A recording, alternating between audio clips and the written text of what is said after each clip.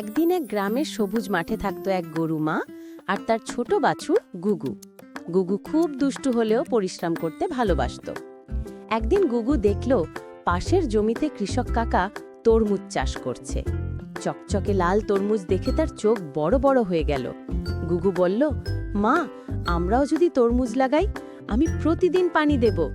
গরুমা হেসে বলল, ঠিক আছে বাচ্চা, কিন্তু মনে রাখিস, গাছ লাগানো যত সহজ না, যত্ন নিতে হয়। তারা দুজনে মিলে মাঠের এক কোণে ছোট্ট জায়গায় তরমুজের বীজ বপন করল। প্রতিদিন গুগু সকাল সকাল ঘুম থেকে উঠে পানি দিত, মাটি খুঁড়ত, গাছের পাশে ঘাস পরিষ্কার করত। দিন যেতে লাগলো, গাছ বড় হতে লাগলো। একদিন দেখা গেল সবুজ পাতার নিচে টিপ টিপ করে ঝুলছে গোল গোল তরমুজ। গুগু খুশিতে নেচে উঠল, মা, আমাদের গাছ ফল দিয়েছে। কিন্তু তাদের আনন্দ টিকল না বেশি দিন। ওই জঙ্গলে থাকত এক দুষ্টু বানর, নাম তার লুলু।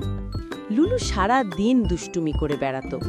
একদিন সে দূর থেকে গুগুর তরমুজ দেখে বলল, ওই লাল তরমুজগুলো তো একদম মজার লাগছে, আমি সব খেয়ে ফেলব।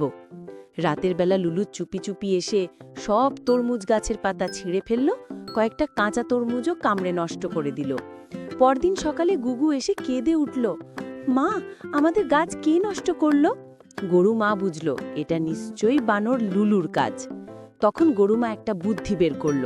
পরের দিন তারা পুরনো জায়গায় নতুন করে বীজ লাগালো, আর গাছের পাশে গুগু একটা কাকতাড়ুয়া বানিয়ে রাখল, বানরের মতো দেখতে একটা বড় পুতুল।